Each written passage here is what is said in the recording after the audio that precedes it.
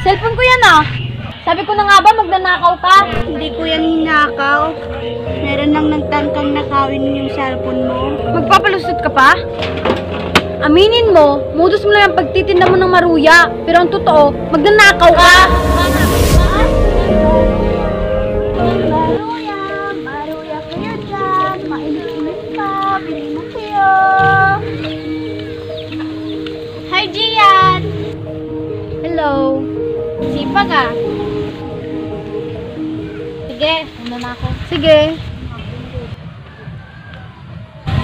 Storbo. Ano ba? Ang ingay-ingay mo? Hindi mo ba nakikita? Nagre-review ako? Pasensya na. Naglalako lang kasi ako ng maruya. Baka gusto mo. Pasensya ka na rin. Hindi ako interesado sa paninda mo. Baka mamaya, sumakit pa yung tiyan ko dyan sa maruya mo. Tsaka kung makasigaw ka, kala mo, pag mamayari mo na tong kalsada. Pasensya na ulit. Sige, doon na lang ako magtitinda.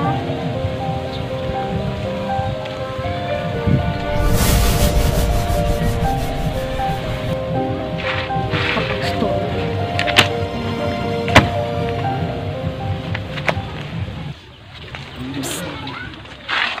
Pabili.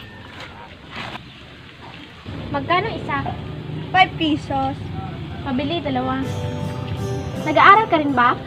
Oo, pero nasa ibang school. Bakit ka pala naglalako niyan? Tinutulungan ko lang naman yung nanay ko. Siya yung nagluluto at ako yung nagtitinda. Isa pa, para din naman ito sa pag-aaral ko. Mabuti yan.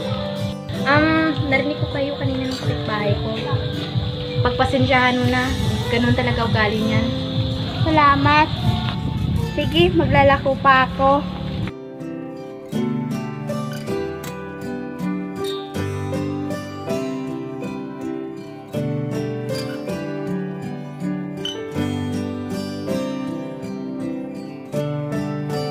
Ay, ano ba yan? Talo na naman.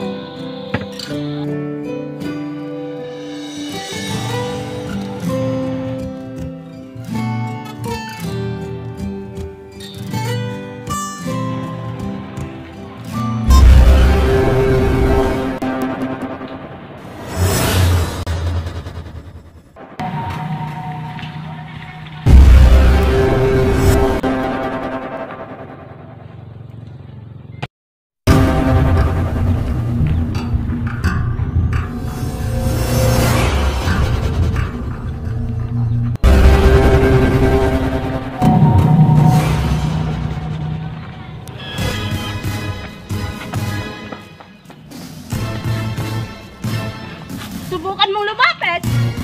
Sige, subukan mo. Sisigaw ako. Baka gusto mo kuyugin ka rito.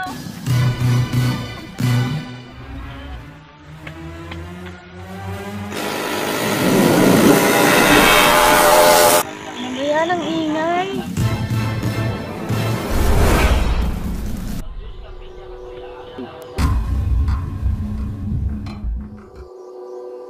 Asa na yun? Ito pang hinahanap mo. Nandito pala yung Maruya Queen. Cellphone ko yan ah. Sabi ko na nga ba magnanakaw ka? Hindi ko yan hinakaw. Meron lang nagtangkang nakawin yung cellphone mo. Aba? Magpapalusot ka pa? Aminin mo, modus mo lang ang pagtitinda mo ng maruya. Pero ang totoo, magnanakaw ka. Hindi siyang totoong kumuha ng cellphone mo, Gian. Aba? Anong alam mo? Nakita mo naman, hawak-hawak niya yung cellphone ko. Akin na nga yan. Dahan-dahan kasi sinasabi mo, Gian. Dapat nga magpasalamat ka pa sa kanya eh. Dahil kung ako yun, hahayaan ko na lang magnanakaw na yun, nakawin niya ang cellphone mo. Sana nga pati ikaw, tinangay na rin eh. Para wala na akong kapitbahay na plastikada at walang paki sa damdamin ng iba.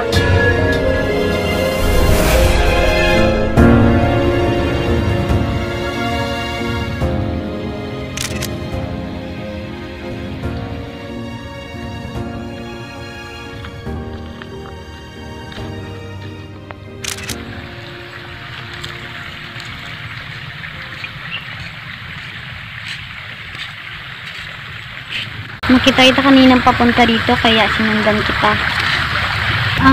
Sorry nga pala sa nangyari ng isang araw. Huwag ka sa akin humingi ng sorry. Kasi hindi naman ako yung nasaktan mo eh.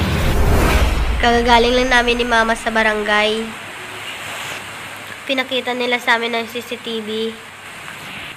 Nakita ko na kung sino ang totoong nagnakaw ng cellphone ko. Pinagalitan niya ako ni Mama dahil sa ginawa ko. Nakita ko rin ang nangyari. Ayaw mo lang kasing makinig. Kaya nga sorry. Dahil hindi ako naging mabuting kapitbahay mo. Totoo ba yan? Okay lang yon. Ang importante, marunong kang tumanggap ng pagkakamali mo. Thank you ah. Hayaan mo, simula ngayon mag-besti na tayo. Sige ba? Uy, paano nga pala si... Oo nga eh. Pwede mo ba akong samahan papunta sa bahay nila? Hihingi lang ako ng sorry sa kanya. Sige ba?